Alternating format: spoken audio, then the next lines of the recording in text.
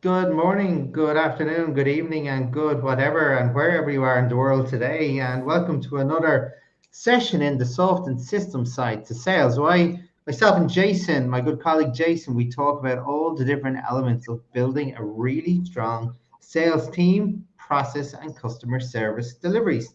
And with that, today we're talking about something a little bit different because most teams only talk about the funnel side of it, building the funnel, and then they talk about the customer service side, but they don't talk about the service delivery. And that is a massive piece of work for the sales team to Mm. achieve because if you want to start the customer service and experience off on the right foot, you need to make sure that the service delivery team are going to deliver exactly what was promised, when it was promised, on time, right quality, and everything else that goes with it. Because otherwise, you're going to lose at the first hurdle when you get a new client, and you will not get repeat business. So, Jason, tell me.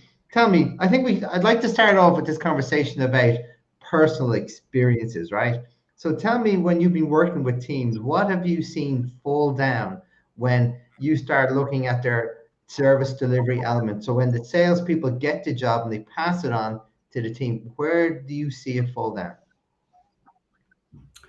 Lots of areas where it can fall down is if the information isn't passed over to the service delivery team and they're missing the vital details, or maybe the salesperson has maybe oversold it and now they've got to patch up and go, well, we can't. So that's another area is over promising and under delivering, which is, I think that's always down to the salesperson, depending on the organization. So you have to make sure that the communication process between sales and service delivery, the names change in every organization. Some it's customer success. In the smaller SMB market, it is literally handing over a piece of paperwork, or you utilize the CRM. Maybe it's the CRM. They're not adding in the right information within the CRM, or maybe it's the proposal, and then it's the insertion order, and the insertion order details are incorrect. The amount of times in the past where you don't put the right information down, and then the underlying information is not correct either. So you had to go back and scrub it, and then you had to go back and to the customer and say, "I did promise you this, but unfortunately, I can only do that," which is really really bad thing to do because you're over promising and under delivering, and you've suggested stuff, so they're not checking. So these are some of the worst things that can actually go on, and there's many other scenarios that we can speak about. Is uh, maybe the customer said, "Well, you said you're going to do that," and it's in communication. It's like hearsay. The customer said they're expecting that, and you actually delivering that, or when it's actually been delivered, or what on the service end, depending on what it is, whether it's a product or whether it's a delivery of a service. So in the mid-sized organizations, it does happen, and it happens on a regular basis. Mm. Then it's down to either yourself or the customer service or success teams to actually look after it. So Mhm. lots and lots of scenarios in there that can make things go wrong. Yeah, and Jason, you've literally highlighted all the big variables that can go wrong. What I always say when I see this happen is that the sales team work in a silo, right? They work in a silo, and I've often talked about sales and marketing working in silos. Yeah. But if you think of the sales funnel per se, right, and you're doing a proposal, right, and we talked about the importance of being very systematic in getting all the information in that inquiry process, ensuring you've got all the information from your prospect so you can then go off and do your proposal or put it together to get all the specific elements correct. So you can't do this on your own, Jason, because you're not in the service delivery. And I'm going to give an example of where I see this fall down. It's a very manufacturing um, example because it explains it well. So, for example, I worked with a company that made pharmaceutical ingredients and service pharmaceutical companies, right? Mhm. So, when you're doing an inquiry process, right, and then you're doing a quotation and a proposal, right, there's things that you need to get very specific about and make sure they're correct. And just a really good example. So, if you're getting volumetric information, Some people to do it do the volumetric in liters cubed, and and then others will do in kilograms per meters squared, right? Or they'll do it in different notation. So one change in notation, if you don't get that change in notation correctly, that means when you put all the ingredients together to make your pharmaceutical product for the company, the specifications are going to be wrong, Oh right? God, yeah. Yeah, and especially if you're setting up a new customer, you surely don't want that to happen, because what will happen is you'll do your quality check internally, and according to what specifications you were given, it's correct. But when you send that out to the customer and they do their quality check, it's wrong, because all the proportions within the ingredients Yeah. are wrong, all the ratios are wrong. And that's a really simple example, Jason, of what can happen. And I always talk about it being in silo, because when you're in silo, you should be partnering with the people who are going to be in operations or service delivery, whether it's a Mhm. product or a service, to ensure that team know exactly what they need to do. And that's why I always believe they should be part of the funnel. When you're doing all the specific proposals, quotations, everything, they need to be working with you. So when it comes to that transfer, it's practically done, Jason, because Yeah. there's the It's handover. seamless. It's team. You're doing it with the team all the way through. So the handover is natural. I was going to say, while you were speaking, actually, it's also getting the people's names right within both sides, because it is a collaboration. Like, you've signed the deal, but now you're handing everything over to whoever's going to be delivering it. But you also need maybe the HR, the accounts team, the people that's actually going to be delivering the products and services, all the names that should be in there. And that's part and parcel. Just before you do the sale, who else needs to be involved in this, so we can make sure that we deliver it on both sides? Maybe it is a meeting that we have. Are we ticking out the boxes here? Maybe there's I know in the past what I've actually had to do is uh, just set up an Excel sheet with all the right people there Mhm. within that need to be in the room, that can deliver this on time, that the right departments are speaking to the right departments, that they go, yep, we can do that, we can do that, we can do that, we can do that. And then it's on the proposal, and then it's on the insertion order. Then everything is congruent all the way through, that everyone understands what needs to happen.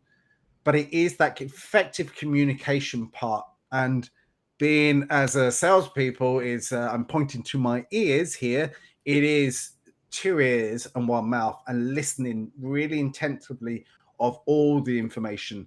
And maybe, as I said in prior conversations that we had, there's a running document. So all Mhm. the information's there, and Exactly. all you need to do is just transfer it over to the insertion order, and then to the service copy, or whatever else that there is needs to happen.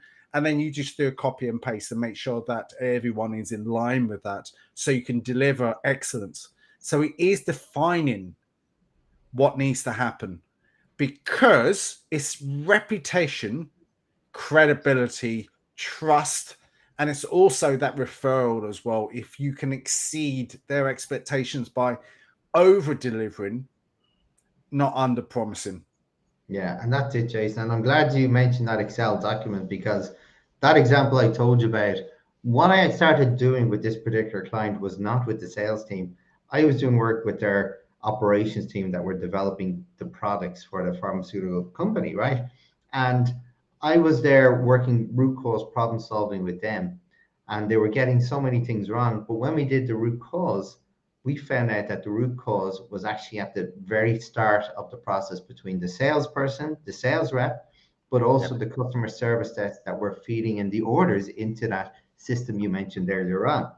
So what we did is, once we realized that, we did an Excel exercise to see, well, what information do we need to get from the sales person to the customer service and to operations to assure a seamless transfer of information. And we did that pilot in Excel. And you know what? The pilot worked so well, we didn't use the system, because the system wasn't actually able to do those conversions that we wanted, because some companies wanted, as I said, liters, and others want kilograms per meter cube. And that's just one example. So we created that Excel document with the different stages. So when it came to handover, it was seamless. But we always created that handover process because it's so easy for a salesperson to say, well, yeah, put all the information in the system.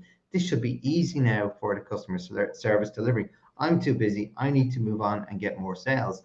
No, you really need to have that meeting or whatever format it takes to ensure that that team completely understands everything they need to do. And remember, you talk about Excel. I talk about that inquiry form in the beginning, Jason.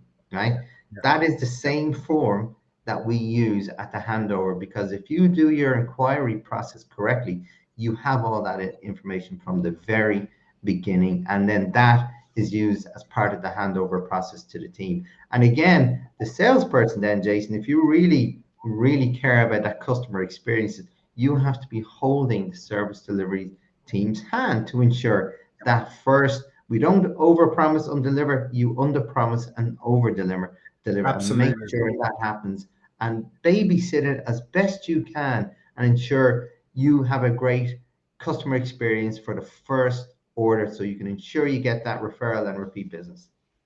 The thing I was thinking about is using technology right.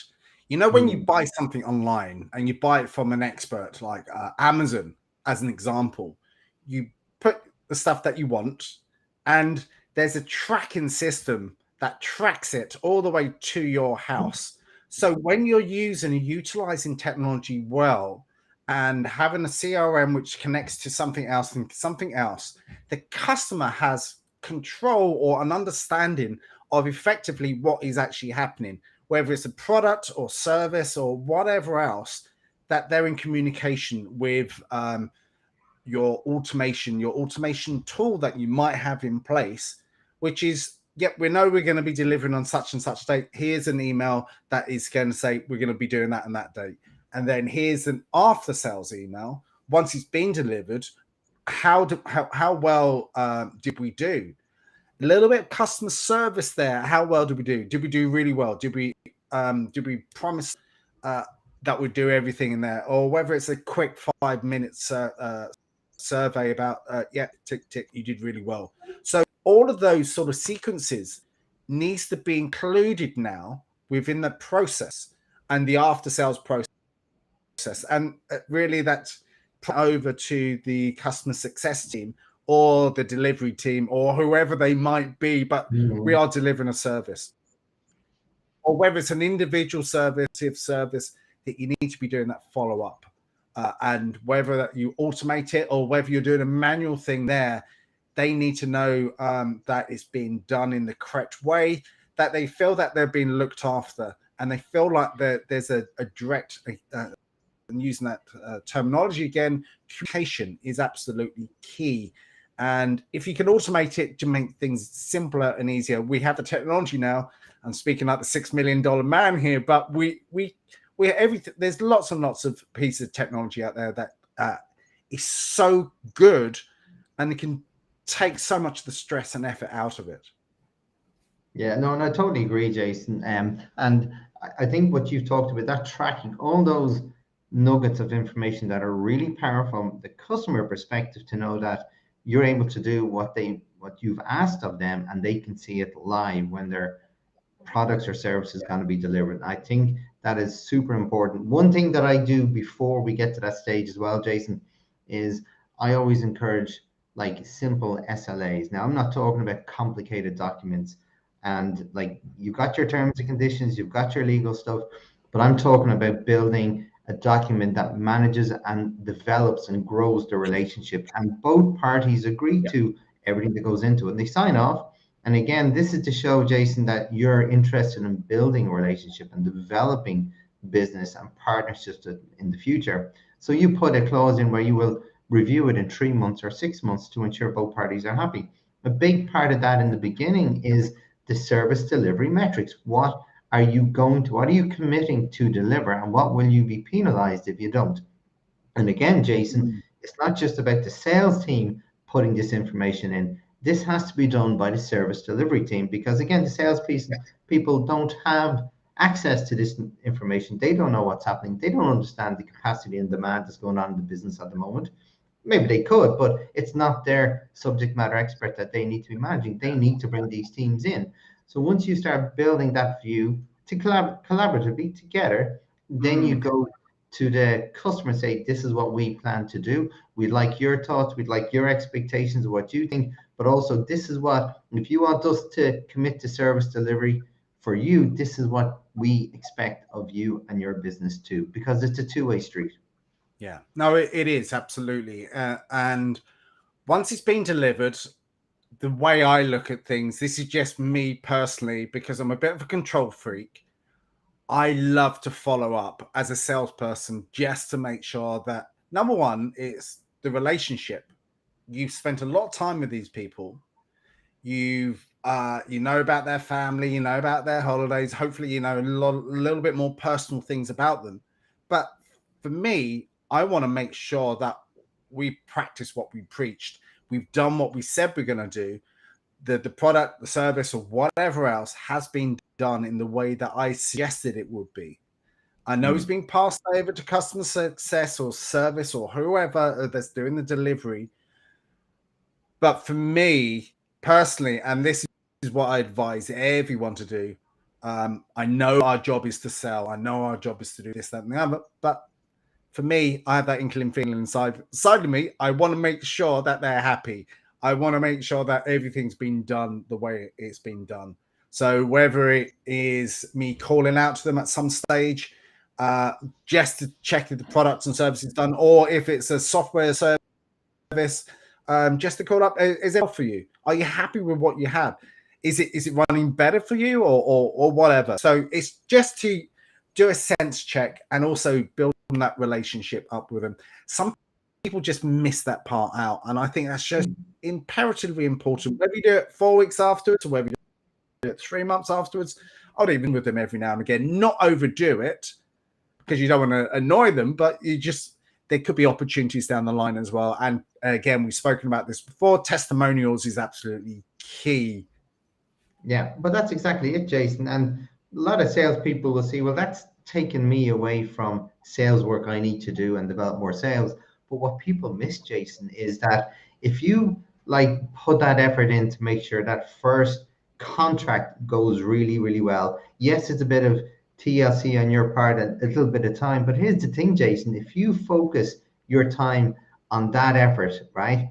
And then you get repeat business, doesn't that mean you don't have to look for as much new business, right? So in the it's short term, it takes more time, but long term, it saves time because the more you look after your existing contracts and develop them, it means you have to look less time from new sales. And that's what we talk about being really effective in the funnel to ensure you're putting your focus in where you're going to get the best results.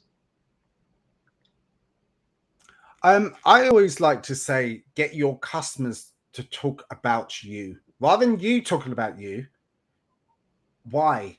Get your customers to talk about you. The more your customers talk about you, the better it is, because that is the way that they can make a massive impression. We can all talk about ourselves all day, every day, which is wonderful. And like we'll have to do that anyway, because that's part and parcel of marketing. But if you can get things done right, get your customers to talk about you in any way and shape and form, the more happy that they are. It's the same old age-old thing. If you treat people well, they will look after you. And that's where we need to be on all elements of the sales process, and especially delivering it well, and making sure it's done with excellence all the way through. Then your customers will come back to you and go, loved it. And then they will talk to other customers, or they will ring you up. So then you come to be a trusted advisor, and that's where you need to be. You're part of their extended team, Jason. And once you start doing that, I call it you're playing in their playground so much that your competition may knock on the door, but they won't answer it, even if they're half the price, Jason, because they see you as a trusted partner, their extended element of their team in their service delivery for their customers. So that's a really important point again that people don't realize. If you're too busy trying to get new sales, you miss the real trick in terms of looking after your existing pool of customers and developing them. Because as I said, the more you do that, the less you need to look for the very expensive new leads all the way through that funnel. So Jason, we're coming up in time. So the final word, what would be your one thing that you would say to the audience? What is the one thing in regard to this service delivery element? What's the one piece of advice you would give to people out there? Oh, I always come up with many. I've got many in my head. Just make sure that what you've promised is what's going to be delivered. Everything is in line. You've done all tick boxes and it's all correct. So it's just got to be synchronized. Yeah, perfect. Well, that was one I was going to say, but my second one, Jason, is don't work in silo, right? Do not work in silo. Work in partnership with your service delivery team all the way through. So when it comes to that transition, it's very simple and effective. The hard work is done. So look, thanks, Jason, again for joining us, and for everyone out there. I hope you listen. I hope you learned something. If you want to ask a question, please get in touch with myself or Jason. We'd only be delighted to help. And in the meantime, have a great day. Chat soon.